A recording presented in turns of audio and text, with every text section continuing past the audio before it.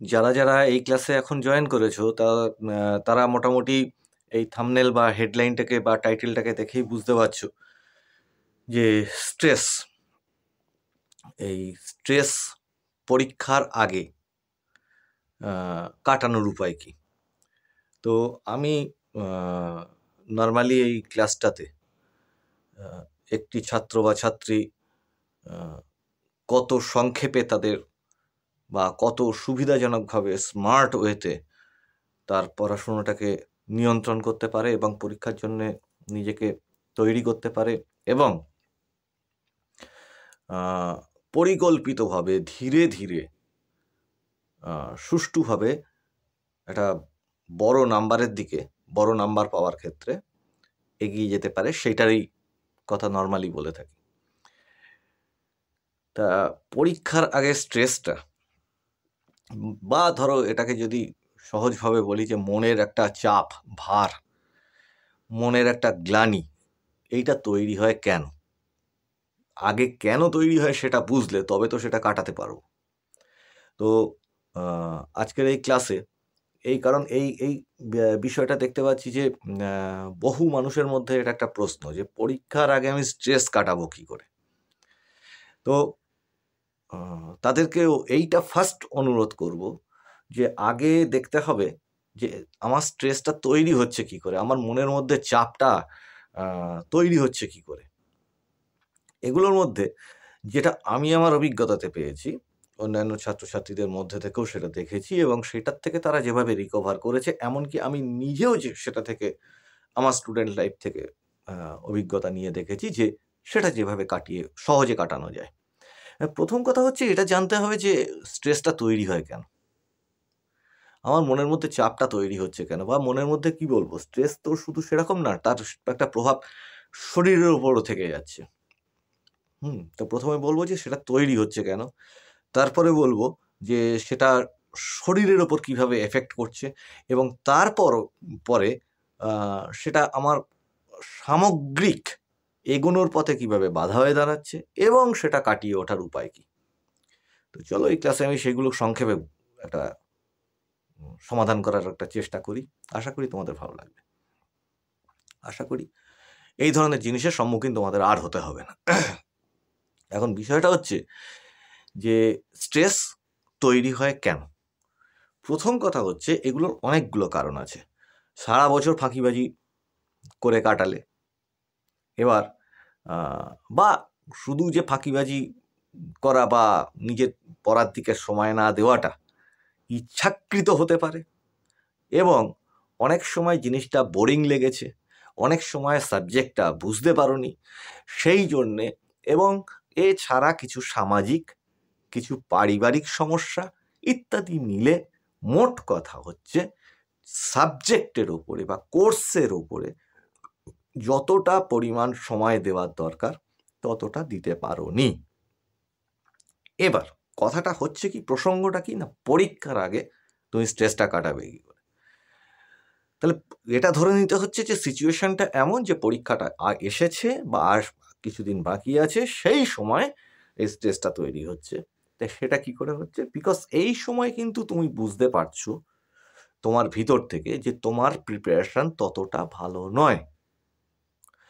তুমি যে সাবজেক্টে হাত দিতে যাচ্ছ সেই সাবজেক্টেই কিছু না কিছু গলতি খুঁজে পাচ্ছ, দেখতে পাচ্ছ আমার এটা তৈরি নেই, ওটা তৈরি নেই, সেটা তৈরি নেই। তাহলে মনের মধ্যে একটা বড় জিজ্ঞাসার চিহ্ন এসে দাঁড়াচ্ছে এবং সেটা কুড়ে কুড়ে খাচ্ছে যে যা, তাহলে আমি এই যদি আমার অবস্থা হয় তাহলে আমি পরীক্ষাটায় বসবোই বা কী করে, মানে পরীক্ষায় বসবো মিন্স আমি পরীক্ষায় ভালো নম্বর পাবো কী করে। তারপরের প্রশ্ন যে পরীক্ষায় আদৌ পাশ করতে পারবো তো। অনেক ক্ষেত্রে দেখা যায় যে নর্মালি ক্লাসে খুব ভালো মার্কস পাওয়া ছেলেমেয়েরাও মাঝখানে এমন একটা কোনো সিচুয়েশন ঘটে যায় বা অমনোযোগী হয়ে পড়ে বিভিন্ন কারণে, একটি নির্দিষ্ট কারণে না, অনেক কারণে। তো সেক্ষেত্রে তারা কি হয় যে এবার দেখলো যে আমার নেক্সট এক্সাম এসে যাচ্ছে, বড় এক্সাম, মাধ্যমিক, এইচএস হলে তো কথাই নেই, কিন্তু আমার তৈরিটা ততটা হয়নি। এবং হঠাৎ আবিষ্কার করা গেল একদিন যে এমা আমি এইবার কি করব, মাত্র এইটুকু সময় আমার হাতে আছে, এবার আমি কি করব। তাহলে আমি একটা ভালো মার্কস পাওয়া ছেলে বা মেয়ে, আমি শেষে একটা বাজে রেজাল্ট হয়ে গেলে তো একটা বীভৎস ব্যাপার হবে, এত ভাবার দরকার নেই। প্রথম কথা এইগুলোর থেকেই স্ট্রেসটা তৈরি হয়। তাহলে কি স্ট্রেসটা কিসের জন্য তৈরি হয়? ব্যর্থতার ভয়ে, আশঙ্কায়। মূলত ব্যর্থতা আসতে পারে এই আশঙ্কাতে কিন্তু স্ট্রেসটা তৈরি হয়।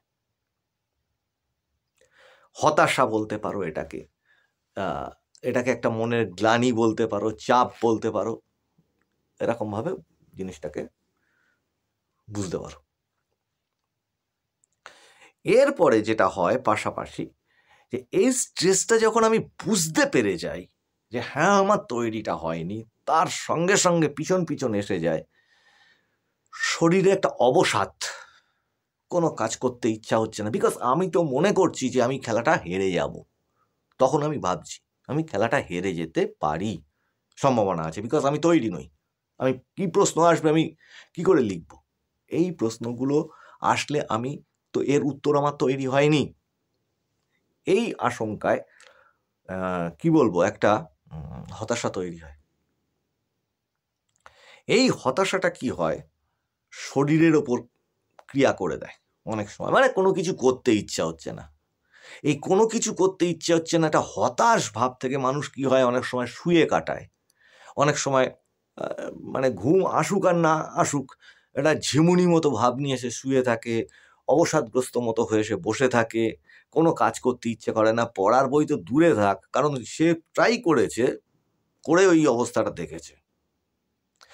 এটা কি হয়, এর ফলে খেতে ইচ্ছা হচ্ছে না। কি হয়, মানুষ যখন দেখবে কোনো একটা বিপদ বা কিছুর মুখোমুখি হয়, তখন তার অনেক সময় খাওয়ায় রুচি হয় না। এক্ষেত্রেও অনেকটা ঠিক সেই ধরনের, খাওয়ায় রুচি হয় না। আচ্ছা, যে টাইমটাতে ঘুমটা আসার দরকার, মিন্স ধরো রাত্রিবেলা তোমার ঘুমানোর কথা, সেই সময় তোমার ঘুমই আসছে না, বিছানার মধ্যে এপাশ ওপাশ করছো, কিছুতে ঘুম আসছে না, যতবার ঘুমোতে যাচ্ছ ততবার ওই দুশ্চিন্তাগুলো তোমার মধ্যে এসে যাচ্ছে। কিন্তু যখন তোমার ঘুমানোর কথা না, নর্মালি সেই সময়টায় কাজ করবার কথা, দিনের বেলা পড়ার সময়, সেই সময়টায় দেখতে পাচ্ছ অবসাদ লাগছে, পড়তে ইচ্ছে করছে না, ঘুম লাগছে, বোরিং লাগছে, ইত্যাদি ইত্যাদি প্রশ্নগুলো বা ইত্যাদি ইত্যাদি সমস্যাগুলো তৈরি হয়ে যাচ্ছে। এর সঙ্গে সঙ্গে পাশাপাশি এসে কি হাজির হয়, যে আমি যে নেক্সট কিছু করব, নেক্সট কিছুর যে পরিকল্পনাটুকু করব, একটা দিশাহীন অবস্থা তৈরি হয় যে কিভাবে পারবো আমি সেটা। অনেক ক্ষেত্রে অনেকে ধরো এই ইউটিউব সার্চ করার চেষ্টা করো, স্ট্রেস রিলিফ হলো, আমার সমাধানটা কি, আমি আমার কোর্সটাকে কিভাবে রিকভার করব। তুমি স্ট্রেস রিলিফের মোটিভেশনের 1000টা ভিডিও দেখলে, কিন্তু তোমার কোর্সের পরিকল্পনাটা তো সেখানে হলো না। তাহলে কি হলো, ফ্রাস্ট্রেশন ক্রমশ গ্রো করতে থাকলো। নিজের টিচার হোক, একে হোক তাকে হোক, সংকোচে অনেক সময় বলে উঠতে পারছো না যে আমার তৈরিটা হয়নি, ভালো তৈরি হয়নি। আবার অনেক সময় এই ব্যাপারটা তৈরি হয়, প্রেশার তৈরি হয়, অনেক সময় প্রেশার তৈরি হয়। এগুলো হচ্ছে অনেক সময় প্রিপারেশন ভালো না হওয়ার কারণে। এর পাশাপাশি আর একটা চিত্র আছে, প্রিপারেশন খুব ভালো হয়েছে, তুমি চেষ্টাও করছো প্রচুর,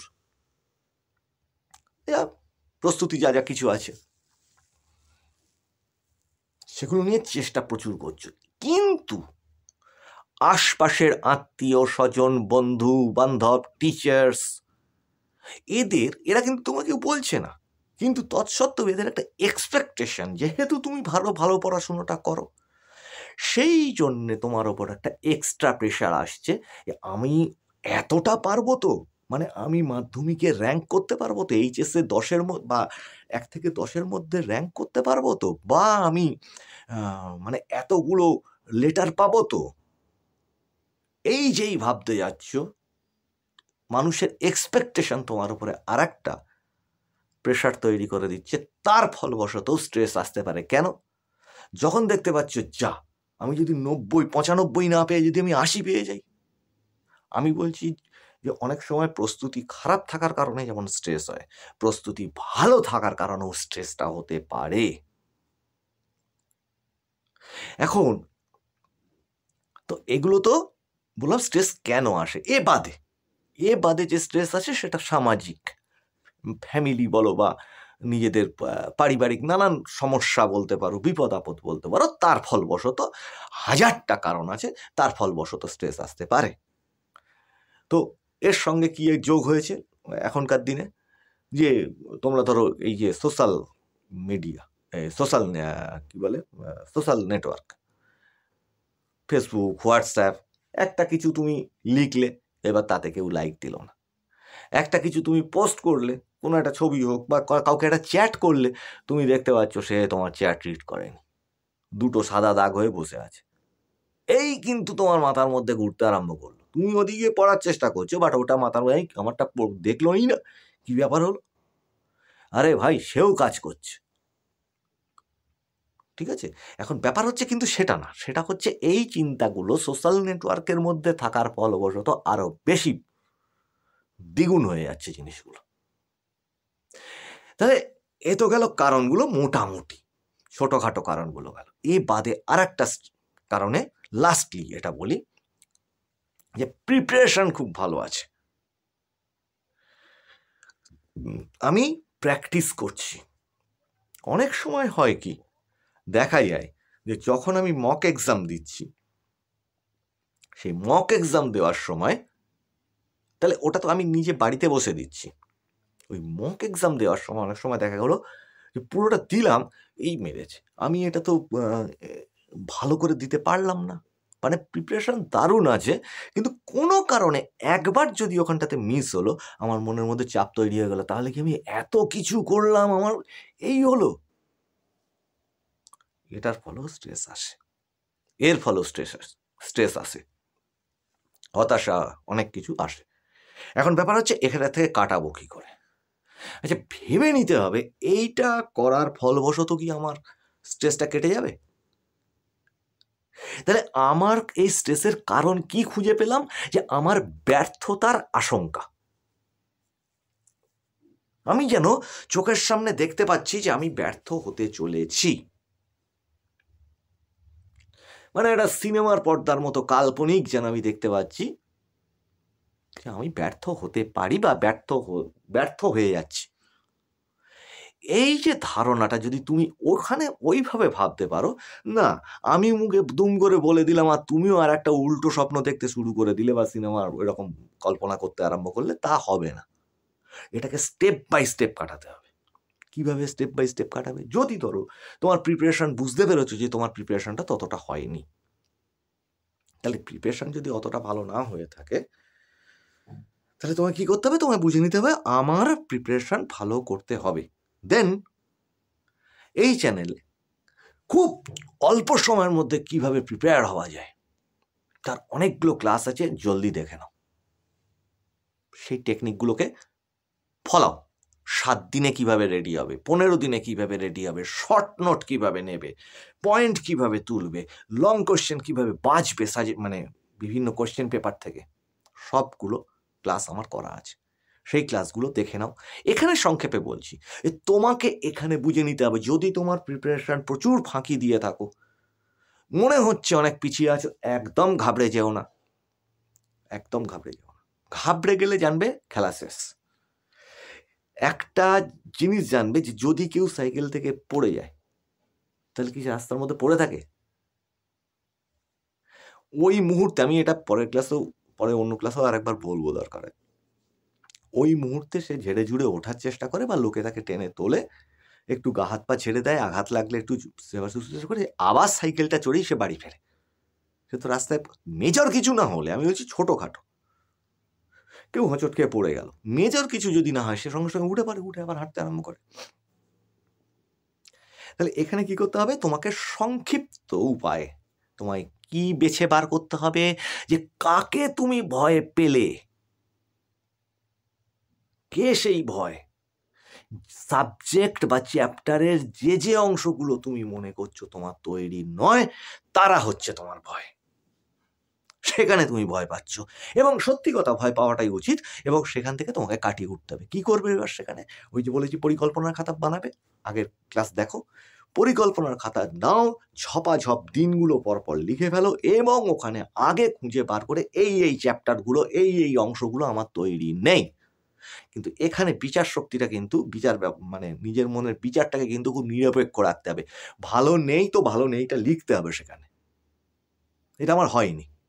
ওখানে আমি লেখার সময় মানে নিজের মনকে সান্ত্বনা দিয়ে না লিখলাম না, তা করবে না। যেটা খারাপ আছে সেটা খারাপটা লেখো ওখানে। তার একটা লিস্ট হবে, প্রতিটি চ্যাপ্টারের একটা লিস্ট হবে, সেই জায়গাগুলোকে হিট করতে হবে ফার্স্ট। এবং তার যে শিডিউল আছে সেটাও আমি দেখিয়ে দিয়েছি। প্রয়োজনে ডেডিকেটেড এক একটা দিন দিয়ে এক একটা চ্যাপ্টারকে তুলে নিতে হবে। এরপর কি, শর্ট নোট কিন্তু এখানে বিরাট কাজে দেবে। এমসিকিউ, এবার ভাবো আমার মানে নাম্বার আর্নিং কোন জায়গা থেকে হতে পারে, এইটা তোমার মনকে অনেক ফ্রি করে দেবে। ইয়েস, তোমার বুঝলাম তোমার প্রিপারেশন একটু কম আছে, যাদের ভালো প্রিপারেশন আছে ঘাবড়ে যাচ্ছ তাদের ক্ষেত্রেও বলছি, ফার্স্ট এখানে দেখো, কাটানোর উপায়টা বলছি। ফার্স্ট এখানে দেখো যে তোমার প্রিপারেশনটা ভালো আছে কোন কোন জায়গাগুলোতে, মানে সেটা ছেড়ে দাও, নাম্বার আর্নিং করবার স্কোপ তোমার ওই কোশ্চেন পেপারটা প্যাটার্নটাতে কোথায় কোথায় আছে। আমি ছোট্ট করে বলি, এমসিকিউ 1 নম্বর, 2 নম্বর, ধরো ছবি আঁকা আছে, অঙ্কের ক্ষেত্রে আমি বলছি ধরো সম্পাদ্য আছে, উপপাদ্য আছে, এবং নিশ্চয়ই ওই সাবজেক্টের মধ্যে তুমি খুঁজে পাবে যে তোমার স্ট্রং জোন কোনগুলো, যে কোথায় কোথায় তোমার প্রিপারেশনটা ভালো আছে। ঠিক আছে, এই টিকা, আমি এক্সাম্পল বলছি, টিকার প্রশ্নগুলো আমি খুব ভালো পেরে যাবো, খুব ভালো কথা। কি ধরা যাক যে এই যে অঙ্কনের জায়গাটা, এটা আমি ভালো পেরে যাবো। ড্রয়িং যেটা, বায়োলজি ভালো, বা ভূগোলে ধরো ম্যাপ পয়েন্টিং, এটা আমি ভালো পারবো। তাহলে এই জায়গাটা যদি তুমি বুঝে যাও, দেন পড়ে থাকছে কি, যে আমাকে উন্নতিটা কোন জায়গাটা করতে হবে। তাহলে কি হলো, তুমি একটা প্রসেসের মধ্যে ঢুকলে। আর এখানে একটা কথা বলি, সেটা হচ্ছে যে যখন এই পুরো ব্যাপারটা থেকে তুমি রিকভার করবে নিজেকে, দুম করে তো হয় না, তার একটা শারীরিক ব্যাপারও থাকে। তোমার যদি ঘুম পেয়ে যায় করতে গিয়ে, হতাশা লাগছে, বোর লাগছে, শর্ট টাইমের জন্য তুমি শুয়ে পড়ো, সেটা অসময় হতে পারে, আবার বলছি, শুয়ে ঘুম পাচ্ছে, ঠিক আছে, ওকে, ঘুমিয়ে পড়ো, কিন্তু এটা মাথায় রাখো, একটা অ্যালার্ম দিয়ে এসো আধ ঘন্টা, জানবে প্রচন্ড উপকার দেবে। একেবারে শর্ট স্লিপ প্রচন্ড উপকার দেবে এই স্ট্রেস কাটিয়ে ওঠার পক্ষে। আর কোশ্চেনগুলোকে যদি তুমি দেখে নাও যে এই কটা দিন আমার হাতে আছে, আগে তোমাকে কি করতে হবে, নিজের পরিকল্পনা করতে হবে। ঠিক আছে, আমি পিছিয়ে আছি, আমার খুব বাজে অবস্থায় আছি, তৎসত্ত্বেও এটা বলে দিচ্ছি, যদি পরিকল্পনাটা ঠিক মতো করতে পারো, এবং তার জন্য আমি ক্লাস আছে, সেই ক্লাসগুলো দেখলে প্রভূত উপকার পাবে আশা করি। এই ক্লাসে সেটা বলতে গেলে এই ক্লাসটা 3-4 ঘন্টা, 5 ঘন্টা, 6 ঘন্টা ক্লাস হয়ে যাবে। পিছনের ক্লাসগুলো দেখে নাও একটু।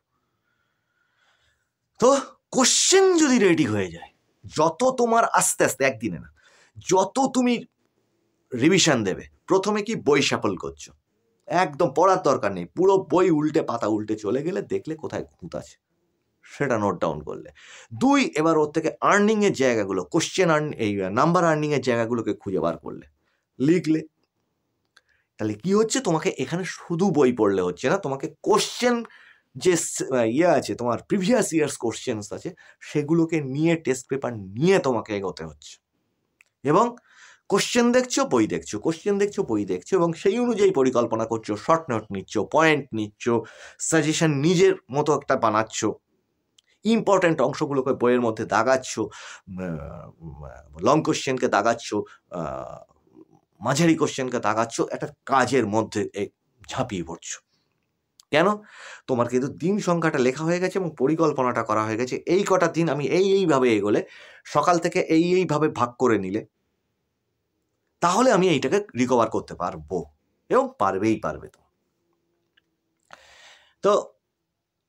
এই স্ট্রেসটা প্রথম দিনেই কেটে যাবে এটা বলছি না, কিন্তু যেই তুমি স্টার্টটা করে দেবে স্ট্রেস কিন্তু কাটতে আরম্ভ করবে।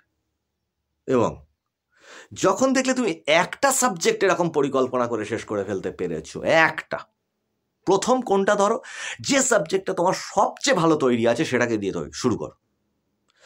একবার দেখলে যে একবার ওই স্ট্রেসটাকে কাটিয়ে ফেলেছো, একটা সাবজেক্টকে 2 দিনে কমপ্লিট করেছো, এই পরিকল্পনাগুলো যেগুলো বললাম এবং পিছনের ক্লাসে আমি সেগুলো বলেছি, সেগুলো একটা সাবজেক্ট যেই কমপ্লিট করবে তোমার মনের মধ্যে ফুর্তি এসে যাবে, ইয়েস আমিও পারি।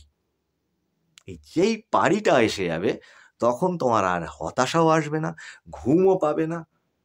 এবার তোমার মধ্যে একটা নেশা জাগবে, একটা টার্গেট তৈরি হবে, একটা অ্যাম্বিশন তৈরি হবে, ইয়েস আমি ওই নাম্বারটা তুলে আনবো।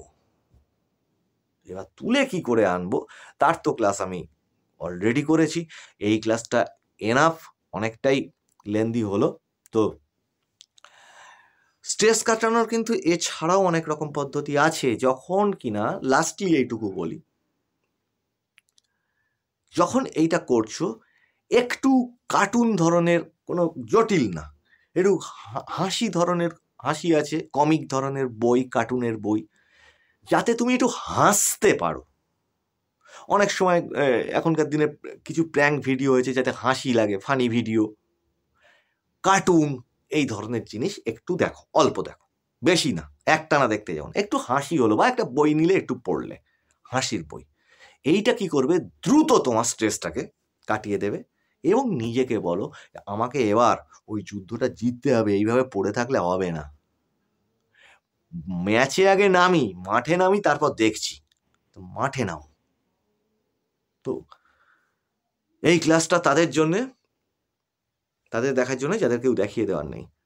তো তোমাদের যাদের অনেকে দেখিয়ে দেওয়ার আছে তারা একটু শেয়ার করো, যাদের কেউ দেখিয়ে দেওয়ার নেই তাদের একটু উপকার হবে, তারা একটু পড়া বুঝে নিতে পারবে যদি কিছু উপকার হয়। আর চ্যানেল সাবস্ক্রাইব করো, আরও ইন্টারেস্টিং ক্লাস নিয়ে আসছি, পিছনের ক্লাসগুলো দেখো। আর তোমাদের সমস্যাগুলোকে আবার বারবার বলছি, প্রত্যেক ক্লাসে আমি বলি তোমাদের সমস্যাগুলো কমেন্টে জানাও, সমস্যাগুলো জানলে আমি তার সমাধান সেই অনুযায়ী দিতে পারবো। তো অনেক ইন্টারেস্টিং বিষয় নিয়ে সামনের ক্লাসগুলোতে আসবো, স্ক্রিনে সেগুলো দেখাবো, কিভাবে কিভাবে তুমি পয়েন্ট করবে, কিভাবে সাজেশন বানাবে, সেগুলো সমস্ত কিছু দেখাবো। তো আজকের ক্লাস এই পর্যন্ত। ভালো করে পড়াশুনো নিয়ে নেমে পড়ো, ওসব স্ট্রেস ফ্রেস পাত্তা দিও না, নিজে ঝাঁপিয়ে পড়ো পড়াতে। ভালো করে পড়াশোনা করো, সামনের ক্লাসে আবার দেখা হচ্ছে।